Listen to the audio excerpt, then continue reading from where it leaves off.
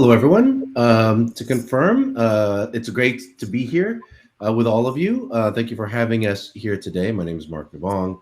I am based out of Spain, so please excuse me if you hear a little bit of noise in the background. People are out at dinner at the moment.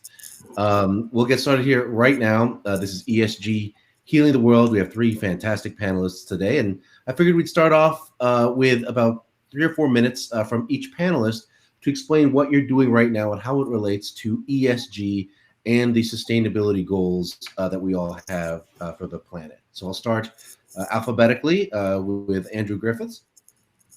Thanks, Mark. It's a pleasure to be here. Lovely to see everybody here, and really looking forward to today's panel.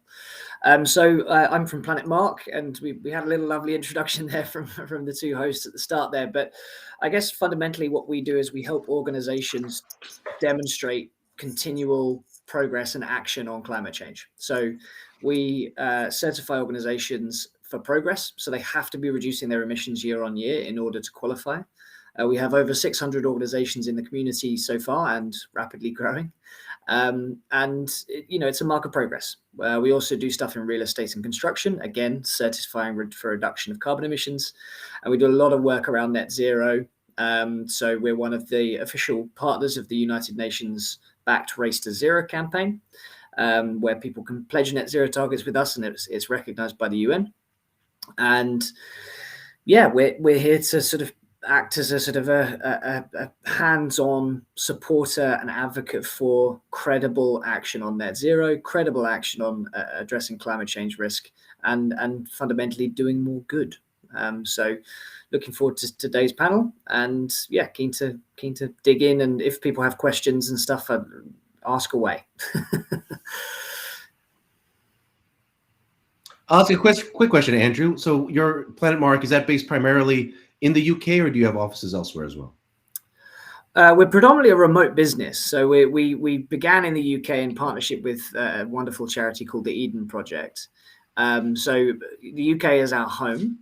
And it's where we have our strongest presence, but certainly it isn't our only presence. So we work with multinational companies and organizations in the US, Europe, Malaysia, Asia, Australasia. I mean, basically, we're expanding everywhere now because the beauty of carbon emissions and carbon footprinting is that we have very, very well recognized international frameworks for measuring carbon emissions that allow us to operate in pretty much any jurisdiction. So, we are an international outfit.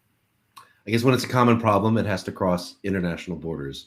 We had to come to an agreement on that as right. the first point of practice, and that's what the Greenhouse Gas Protocol does for us. Yeah. And I'm sure we'll be discussing that in the future. Thanks so much, Andrew. Welcome. It's a pleasure to have you here. Franziska, if we could have a few minutes, introduce yourself and the work you're doing. Yeah, absolutely. Hi, everyone. Very nice being here today with all of you. Really looking forward to this discussion today. I'm joining today from Miami, Florida. We're in the middle of the third severe weather event in the last 4 weeks. So I can certainly attest that here in Southeast Florida, we are getting the repercussions and the disruptions related to the global climate emergency. So I hope I'm not going to miss out on my internet connection. However, back to my introduction. As you've heard, I'm the Chief Growth and Sustainability Officer at YUPIX, a Miami-based meta-reality company.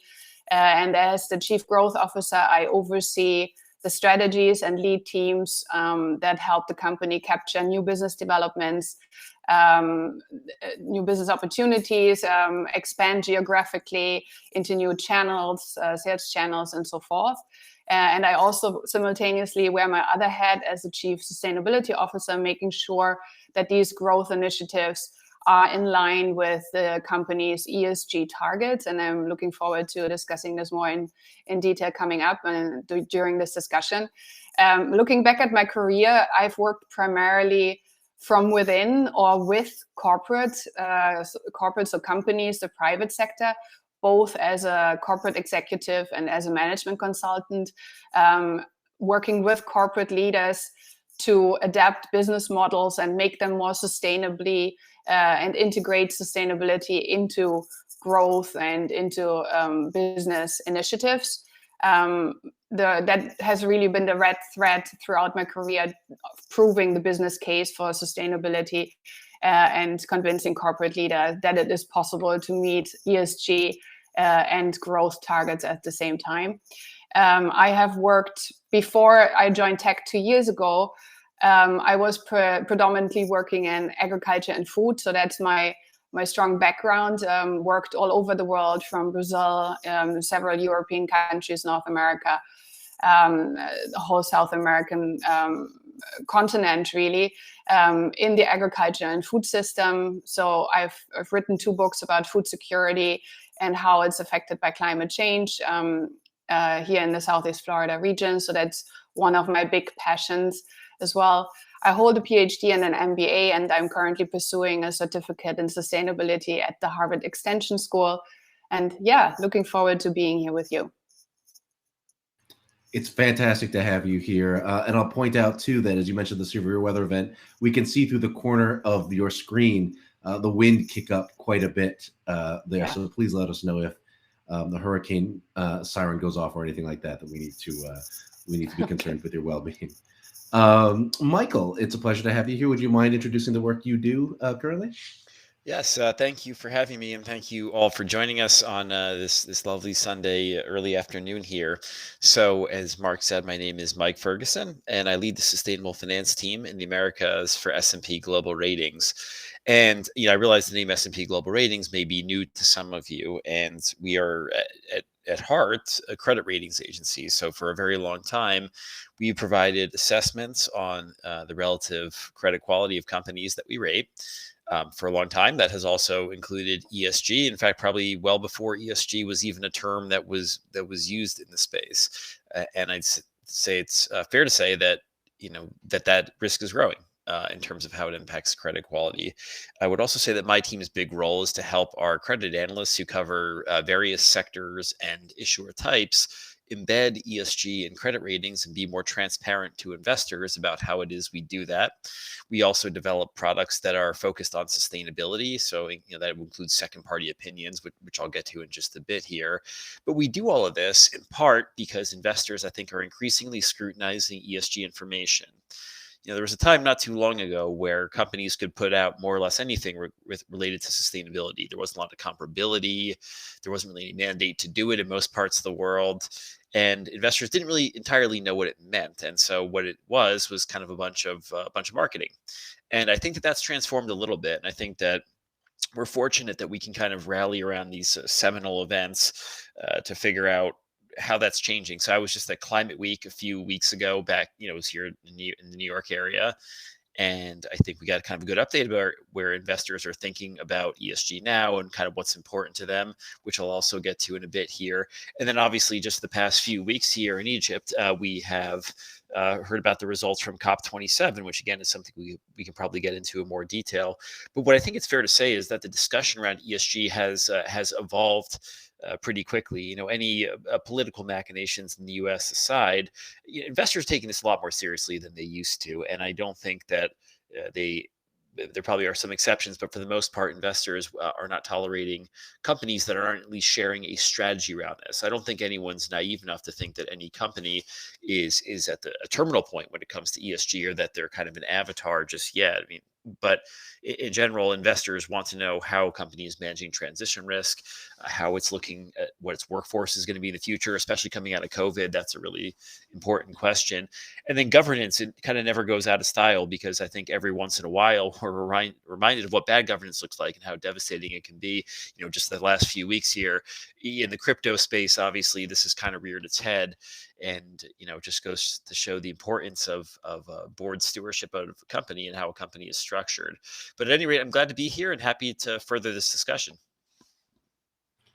Thanks. It's great to have you here. Actually, you basically, let's go right into the meat of it, right? I think you've touched on it. I'd love to ask all three of you this question. This question is for, everybody. But given the advances in ESG visibility, both in the investor space and in the public space, do the three of you see the ESG terminology, that is the basic framework by which ESG is measured, coming to consensus, or do you see a balkanization happening with, American reporting rules versus EU reporting rules versus Hang Seng Hong Kong reporting rules, or do you see that the private market itself is starting to push everything towards a standard language? And if in either case, what do you see as being the next gating item that needs to be cleared in order to move to a more I'll start with Andrew, since you do a lot of certifications right now. Do you see coalescing of the terminology, or do you see ESG reporting rules still being quite varied? I think the answer is just kind of yes to both, to a certain extent, in that we are seeing a coalescing of much more clarity on definitions and on best practices and on overarching umbrella guidance around what net zero in particular looks like under environmental things. Social, there's some more to be developed. Adaptation, there's some more to be developed.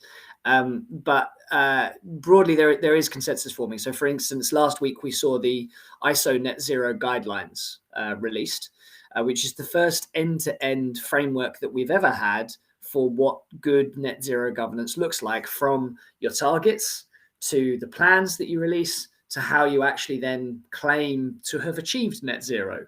What do you need in place to be able to do that credibly? Previously, we had the Science Based Targets Initiative, which told us what a good target looked like, but that we were missing those elements further down the path.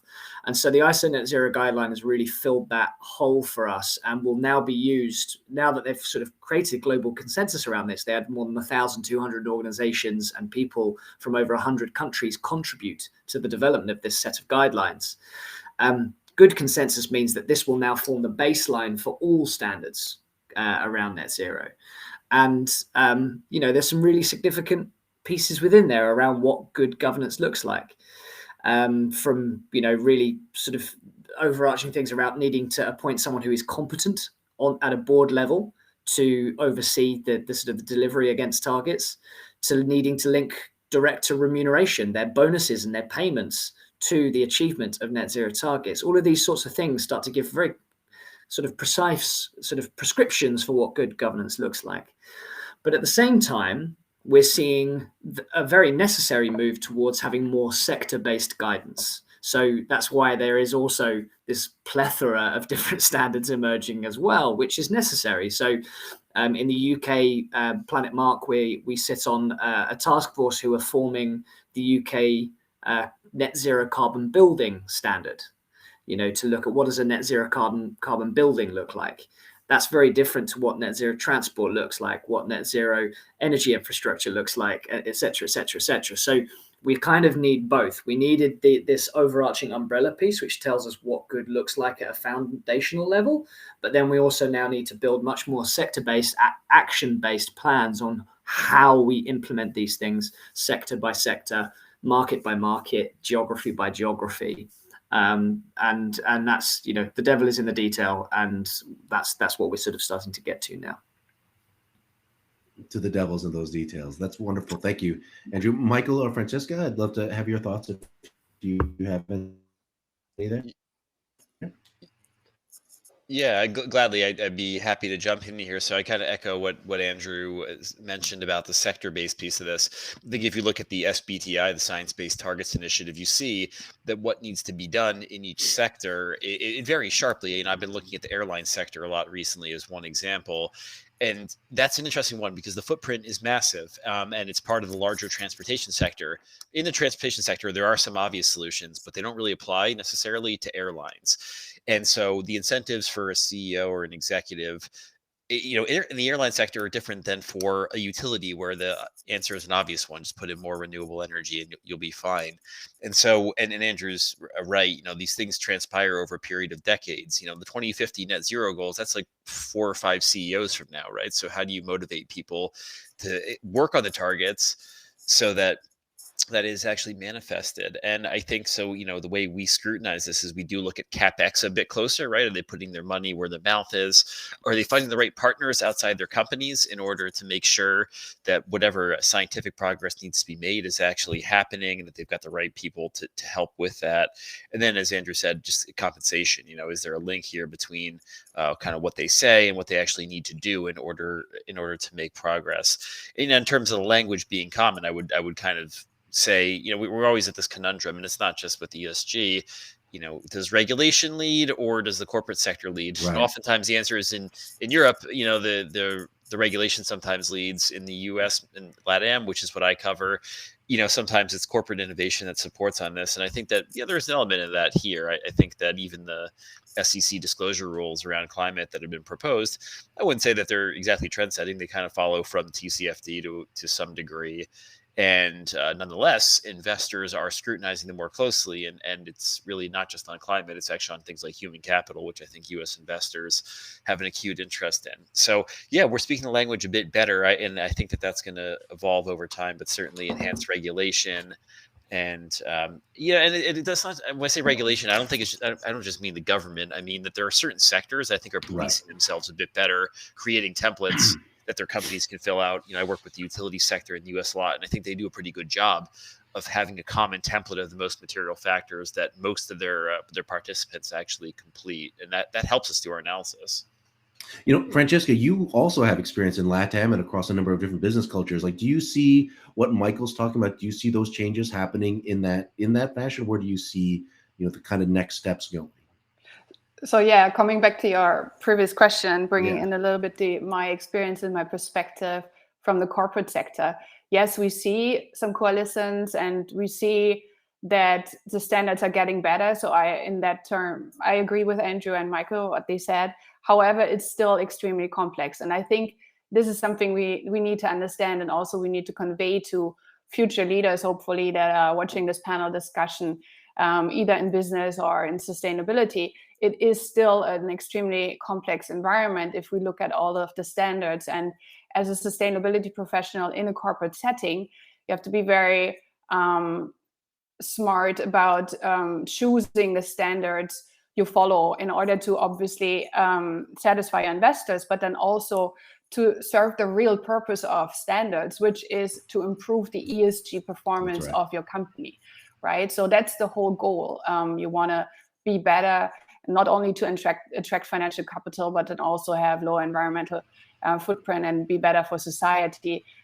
So I agree in a certain way that standards are getting better, but we still have a long way to go, especially in certain geographies. And here, working with multinational companies, I can say that the private sector is in a way leading the way, using the standards across the different geographies. But there are many companies that are local to certain geographies in Latin America or in Asia, where standards are still lacking, or the predominant standards are still lacking. And so we still have a long way to go there. And back to the industry sectors, I work in tech right now, moving over from agriculture and food, where we had very extensive industry sector standards to follow. Tech is, in my view, not only very under-regulated, but then also in the sustainability standards is not sufficiently covered right now. If we look at SASB standards on material issues that are covered under certain standards, the tech industry still loses out. And the material issues that are given there as an example would not be leading me as a sustainability professional in tech to be satisfied with my progress and the topics that I'm covering. So that's very interesting. Corporate perspective. Well, that's very interesting, and it leads because within the corporate structure, you see how it goes from the idea to adopt better standards and better practices to execution, right? One of the things that Andrew mentioned was there's kind of the question is like, what's leading, like the environmental, the sustainability, the governance standards. I'm going to ask you probably an unfair chicken and egg question, but Franziska, from within a corporate structure, whether it's in tech or agriculture, do you see one of these legs of ESG being the chicken or the egg? Which one do you think, does one of them need to precede the other two? Is good governance needed to adopt good environmental or social practices? That's a great question, Mark. And I think, first of all, to some extent, it depends on the industry, because the material issues are different across the industries. But I agree with what Mike said before, that governance is just a hygiene factor. I would say that a good governance structure enables robust decision-making, and decision-making that includes sustainability. An integrated business approach just enables the company to survive, right? So I would say that is a basis.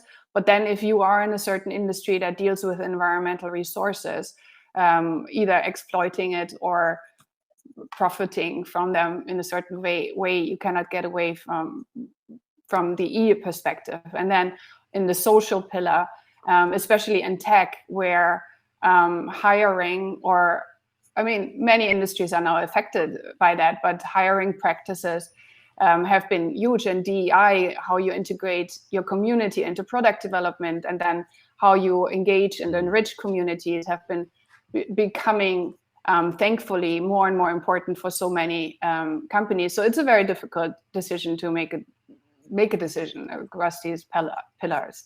All of them are important. Well, it's interesting because that's because it's industry specific and possibly company specific relative to the culture of that company or that industry. That leads to another question that I think, Mike, you brought up earlier, right? Like, if we're looking at how these different sectors are transforming themselves, right? And if we look at how, Franziska, you mentioned, like, they've had a way of doing things before. Many energy markets, to take one example, have started off being energy markets to support primarily fossil fuel, generations, and now we're seeing kind of a switch.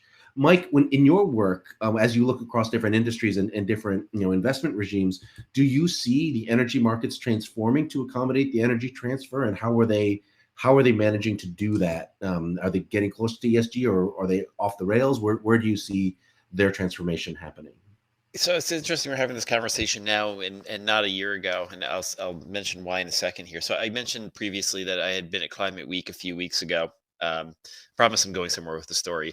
And when I was there, it's funny because I've attended this for years and years, and when I did in the past, it was always about greenness, renewable energy, electric vehicles, this and that. And now that we've had this conflict in Ukraine, which has obviously thrown energy markets into turmoil, I want to say there's like a pause happening, but I do think that there's like a newfound concern around energy security and affordability associated with energy, and having a backup plan. I think that that's the challenge that Europe potentially is running into now. Is that obviously we've seen what energy prices look like there, and I'm not a forecaster on this, but I have to imagine in the winter this year or next, it's going to look really ugly, and so I certainly think that energy markets have transformed, and even in the U.S., which I would say is not quite as progressed as Europe is in terms of embedding renewables onto the grid. There have been sincere efforts made to do carbon pricing in certain jurisdictions. There have been carve outs and renewable portfolio standards that have been accommodated, and obviously are incentivizing growth. And now there's obviously in the U.S. the Inflation Reduction Act, which puts in place a lot of incentives for renewable energy, plus the Infrastructure Investment and Jobs Act, which was signed last year, which does a lot to kind of help rebuild some of the transmission infrastructure and some of the physical risks associated with generation, like where the transmission lines are, how resilient they are to disasters like we saw in Texas a few years ago. So I think that the markets certainly have transitioned to kind of embed sustainability. There are obviously credits and targets and so forth, incentives for renewable energy. But I do think there's a bit of hesitation at the moment, to be honest. I think that even this kind of borne out of COP, honestly. There was obviously substantial progress made on this sort of loss and damage fund, which I think was probably one of the big positive takeaways. But maybe on the fossil fuel side, I would say that progress was a bit more muted, and I think that some people who are very pro green maybe were a little disappointed with that. But look, this is an evolving dialogue that's going to take place over the period of many years. There are going to be ebbs and flows, and it's always in response to what the current events are. And just now, it turns out that this is kind of making us realize that either you have to transition really fast so you're not reliant on oil and gas, or maybe you got to have a backup option. And I think that that's a conversation we're happy to be privy to, but it's a complicated one for sure. Well, it brings up a question. You either have to transition quickly or slowly, right? There's a little bit of ink spilled about how that is partially a feature of the way companies, primarily publicly traded ones, are evaluated. Quarterly profits, annual profits. It's a relatively short-term evaluation standard. And because of that, there is a tendency, at least in some cases, to be a little bit cagey about how your ESG, policies can be going forward. At least, there's been, I'm not the primary source, right? I'm relying on secondary sources. Andrew, when you work on certification, right, are you taking into account, either that kind of transparency, which can lead to some short-term vulnerability in terms of, the company's, short-term financial health, medium-term financial health, or is transparency not a portion of it? Or is it like, how do you integrate, the kind of, longer-term planning that Mike is describing here? I mean, transparency is absolutely critical and fundamental to the whole thing. Like, it's the thing that's interesting about, the race to zero is an interesting one, because it is a race, and there are going to be winners and there are going to be losers in the race to zero. Those who seize opportunities and those who fall foul of the risks because they fail to adjust, adapt, and invest in making sure that they are positioned correctly to survive the substantial challenges to come. I mean, Franziska has already talked about how, she's experienced, 4 natural sort of hugely climate influenced events this year. We've seen Pakistan, a third of the country underwater, and hundreds of millions of people being displaced. This is, we're not talking about some remote, distant future. This is happening. This is like that. This, it's already here. It's already affecting us. Part of the, one of the stats that came out from COP was that island nations, 8% of their GDP is being lost per year to climate-related disasters. 8%. And there, the major thing around the loss and damage was essentially developing nations and island nations going, this wasn't our fault. We didn't cause this. And yet nearly 10% of our GDP per year is being lost on dealing with this issue. We shouldn't be the only ones to sort of foot the bill for trying to repair things. It cost, I think it was cost over 30 billion US dollars, the damage created in Pakistan this year. Should Pakistan foot all of the bill for that, when it was made that, this disaster was made 80 times more likely by climate change that they did not fundamentally cause? So transparency is key for a number of reasons. And the primary thing being is that it is a race and there will be winners and losers, but critically, this is a race that we will all win or we will all lose together. And actually, it's very much in our interest to make sure that we are supporting one another on that journey, because it's not about who's first across the line. It's about who's last across the line. and so we need to help each other run at this race. And the best way of doing that is, if something worked, tell people. If something didn't work, tell people. And share the knowledge, share the best practices, so that people can run faster and faster and faster and achieve the reductions that we need to achieve in emissions, achieve the sequestration and the carbon removals that we need to achieve through nature-based solutions, through technology, whatever it might be. We need to use every tool at our disposal in this. There has never really been anything that really risked the human species before. Like this is the first time, other than maybe nuclear warfare, that this is it. The pandemic was absolutely terrifying, but there was never a risk it was going to entirely wipe out the human species. Not really. Like, there would have still have been people who are naturally immune and various things, but whereas climate change, this really puts the fundamental ecosystems upon which we rely at risk. So transparency is absolutely critical. You've got to share what you're doing. And I would argue that the greatest risk is of not being transparent, because in the years to come, what people are going to look for is a track record. People are going to look for evidence that you have been on this path for a number of years, not just leaping into action all of a sudden now that some natural disaster has hit your hometown. So yeah, I'm a big believer in transparency, because I don't think it's a risk. I think it's an opportunity. If you are frank and honest about where you are, what you're doing, and recognize your own Achilles heel, point to it and go, we know we're not perfect, and this is the thing that we're going to work on next.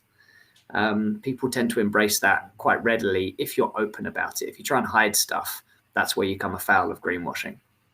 I wonder if there's some industries that are more susceptible to greenwashing themselves, given the track record issue you've come up. It's interesting about Franziska's background. You've worked in both agriculture and now in tech, right? If we're talking about what constitutes a history in the agriculture space versus what constitutes a history in the tech space, they're two different animals. Do you see, Franziska, there being technocratic solutions to some of the problems that Andrew is discussing, or are we looking at going back to basics, and for example, the agricultural space, and needing to redo the way power and income and productivity is distributed? Where do you see, the interaction coming forward? So you mean whether the sustainability efforts in the past in the ag and food space were sufficient, or were addressing the issues that we're currently looking at? Is that your question, Mark? Partially. It's more that agricultural issues agriculture has been going on for a much longer time than the specific tech subculture that we've created over the last few decades. Tech being a very forward-looking process, cutting edge is very much designed. But when you're looking at the agriculture space, primarily in places that don't have as much funds, there's a certain conservatism in the way approaches are handled. Do you see there being technocratic solutions to some of those more ingrained problems, or do you see them being ones that are unevenly distributed? Well, definitely. I mean, if we look at the agricultural industry and we think about where our food comes from, or where the global food comes from, and that I don't mean necessarily only in the developing countries, but where people get their food from, wherever they are, there is such a huge proportion of small subsistence farmers, and just measuring the challenge of measuring environmental impact, social impact, the issues that when we look across different geographies are so different. I give you an example. If we look at child labor, for example, which is a part of each standard, not to have child labor, and we all support it, obviously. If we look at subsistence farming, it's almost normal that kids help out on the farm of their parents, right? So how do we address this? And are standards maybe not flexible enough? Is the measurement and the aggregation of sustainability data across a very long agricultural value chain leading up to the final product on our supermarket shelf, is that really measuring what's going on in reality and what it should be measuring, right? So in a way, there's also the standards that developing nations are putting on the value chain. I mean, there's a lot of questions and answers that you can give to this, but yeah, definitely there is a huge difference that we maybe not face in the same way as tech. So maybe tech is a little bit more straightforward, but as I said before, in tech we're facing quite different challenges. There is not a standard that this tech industries all follow.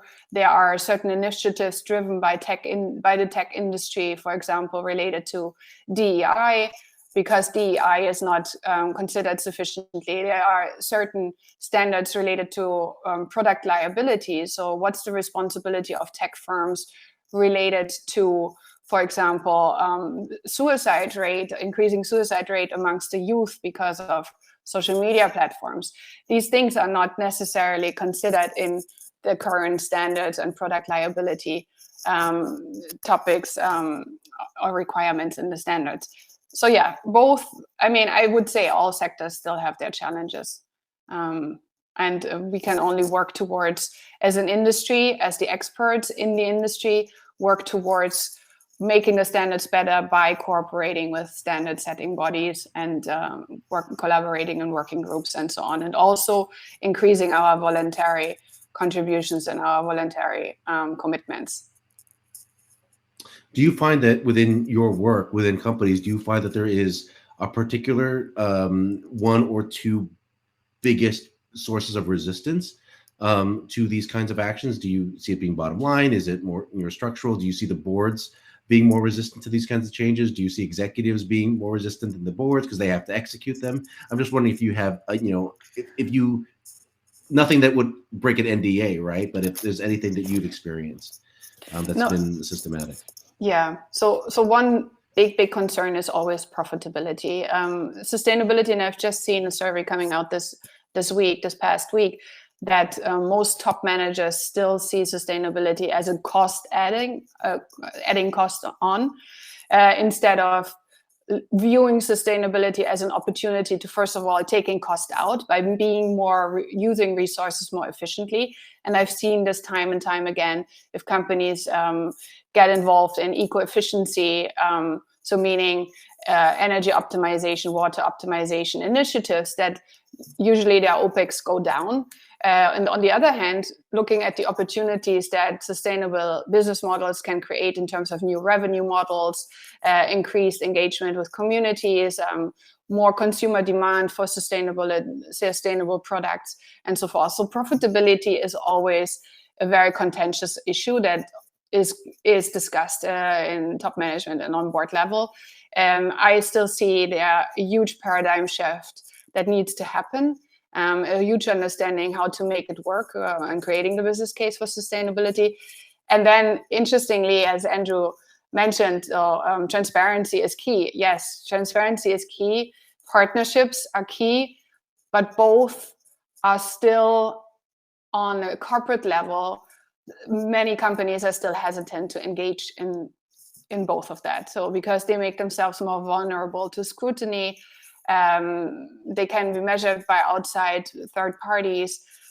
So yeah, transparency and partnership, I think, again, a paradigm shift is necessary to become more transparent and see this as an opportunity to become better, to create the track record, as Andrew said, and so forth. Mark, maybe if I can jump onto that point, I would agree with Franziska there. And I just say that this is why the board is so important. We talk about the tragedy of the horizons, right? Where, there's this inherent, what appears to be an inherent conflict between long-term sustainability and short-term profitability. I think Franziska brings out good examples of why that's not always true, but it is something that I think managers fear.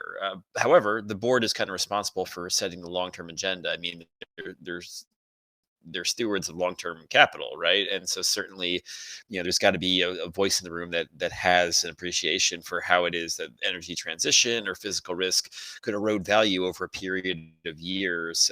They speak for the shareholders, and if you look at it that way, then certainly having a strong board, one that's diverse, one that has a good background in sustainability, understands the science, for me, that's critical for bridging the gap, because I don't think you can always trust managers or executives to look beyond, quarterly earnings, annual earnings, which is obviously so critical to their compensation, and is what is used to determine whether or not they're successful. So again, it's a culture shift, but it kind of has to come from the top. Mike, do you think that is, if you were to make a top list of 2 or 3 priorities for a company in order to comply with the future of reporting, the future of ESG, is changing the board makeup or addressing that issue with the boards, is that in that top 1 or 2 priorities? And if so, or if not, what are the other 1 or 2 priorities? Tough question. I think there's a lot more than 1 or 2, but I would say it's an important one for sure.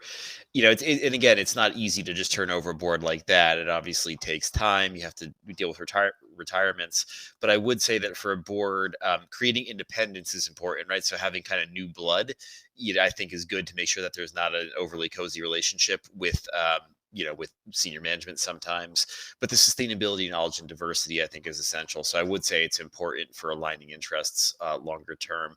But yeah, I mean, the other one, I think both, Andrew and Franziska have alluded to this as well, is transparency and disclosure, right? And it's not just putting out information, it's putting out the right information after consultation with the right stakeholders. To me, that's critical. Don't just give them the information you have, find out what information they want and begin collecting it.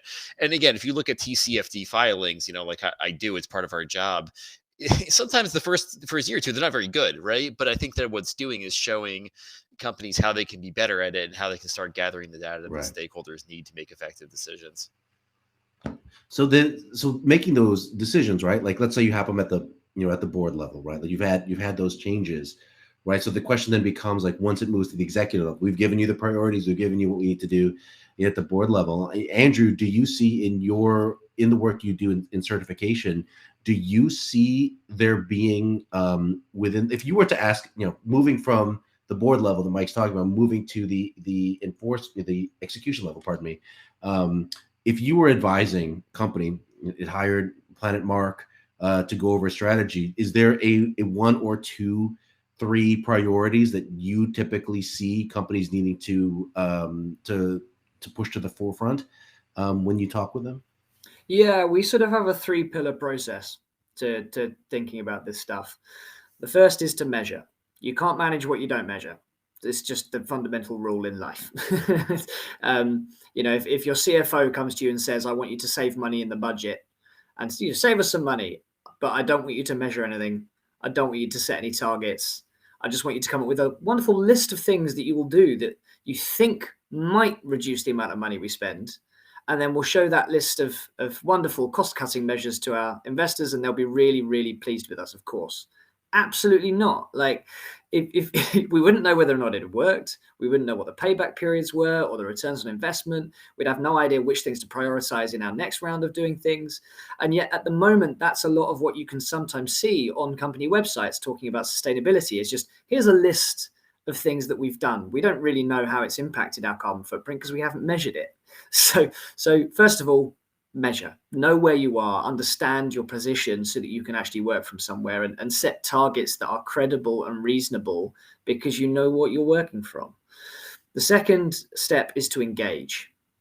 You have to engage a wide array of stakeholders in this journey. First and foremost, your employees need to be on board with this journey with you. If you're not educating and supporting your employees to understand the goals, the targets, the measurements that you're setting for them, then you're stuck at the start line before you've head off. But then you've got your supply chain, you've got your investors, you've got your customers. All of these are different stakeholders that you need to engage on this journey and make sure that they're on this journey with you to understand what you're trying to do, how you're trying to do it, and what the outcomes will be. And then the third step is to communicate transparently, publicly, share what you're doing and how you're doing it, and help others in your industry learn from your example. We're seeing that now already, where there are leading lights in every industry who are going to do very well. I mean, the fundamental truth in all of this is that businesses make money by solving problems.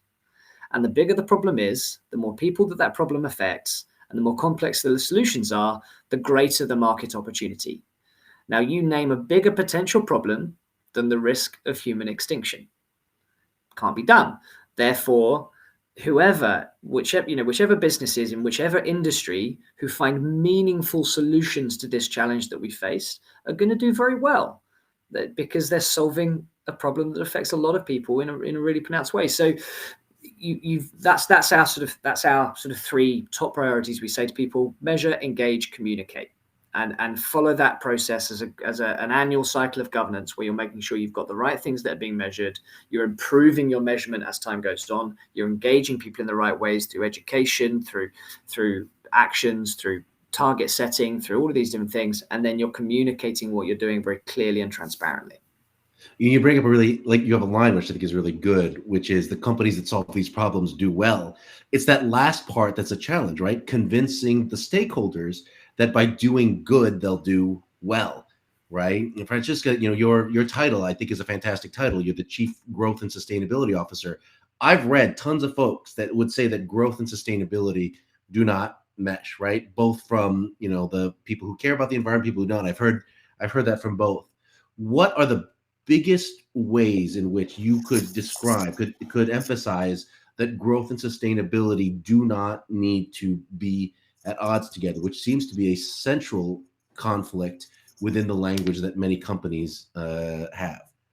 Yeah, and I think we've hit a critical point in this discussion, another critical point. Like Andrew mentioned, companies will do well, as you just said, that are sustainable and can solve these big issues of humanity. Now, this is absolutely critical, how to monetize sustainability, right? And there are several ways, and I already alluded to it, to some of them when I answered the previous question. So one of them definitely is taking cost out. So in tech, when we think about, so if we integrate sustainability into our business as usual, that means taking decisions how to grow the business. Data centers, for example, just to give you an example, if we look at data center, building a new data center, so can we optimize from the start the energy demand, making through better cooling mechanisms, or by choosing a location that is maybe in a colder climate, or through certain retrofits in the building, can we decrease energy demand in the data centers, right? And thereby also increase energy cost. Can we move to renewable energy, which maybe not necessarily reduces cost, right? So there's a conflict there. But then hiring and so recruitment and talent management practices. A big part of what a successful tech company needs to figure out with all that competition that is out there in the market. So companies that offer DEI in their recruiting, in their talent management, so diversity, equity, inclusion, they have a competitive advantage, even if it means that maybe you're not able to pay the same salary as a big tech giant. YUPIX, at YUPIX, we see a huge competitive advantage by following DEI standards, for example. Also community engagement, so getting the support from the community in which we operate, again, through STEM projects, making sure that we get the right people on board when we need them in the future. Developing products that are integrative, that where we think not only of the top 1% of people that can use the products, but then democratizing data, democratizing those products, and thereby increasing our market audience. So there are several ways which are, again, industry specific, but very doable ways. I've seen this work in agriculture, I've seen this work in tech, that it is possible once management thinks about ways of integrating sustainability into business as usual. It is the future, it's coming. Those companies that will be successful in this transition of integrating sustainability in their business practices and business models, they will be successful in the future. Now the question is, when do we all start, and who will be first and who will be last? And that's a chicken and egg question again, right? And it's a central one. We thank you so much. We are just about out of time, so I want to give our attendees the ability to hear your wisdom. It's impossible to distill a lifetime of education and knowledge into one sentence, and I'm going to ask you to do that because I'm an unfair moderator. What's one sentence, one thing that the students and younger professionals that are listening to this right now can or should do in their careers or in their personal lives to advance ESG goals? I'll start in reverse alphabetical order. We'll start with Michael Ferguson. Yeah, just keep an eye out for greenwashing. I think that's what threatens to undermine all of this, is if companies look to co-opt the sort of sustainability movement for their own purposes without actually doing their part. And I think you guys can all play an exciting role in preventing that. So I wish you luck in doing so. Thank you. Franziska? Yeah, get on board, join us. Learn as much as you can about ESG and sustainability, about the different mechanisms in the industry that interests you, and then try to apply that lens to everything you do. If you may or may not end up in sustainability, every single role in a corporate setting in the future, and not only in the private sector and other sectors as well, will need to include a sustainability lens. So if we all do our part to always think about environmental, social, governance impacts, then we can make the world a better place. Wonderful. Andrew? I think I'll just re-emphasize Franziska's point around every industry, every role, every sector. We need people in with sustainability at their core in those roles. So no matter what your interest is, you don't have to be in sustainability and working in a sustainability role. We need engineers, we need artists, we need musicians, we need footballers.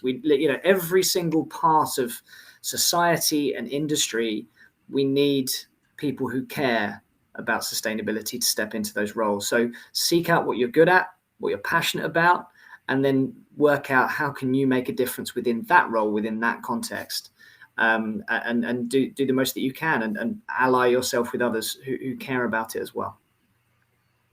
Thank you. I'll end with my own poor contribution to that question, which is I work in renewable energy development, primarily solar and wind.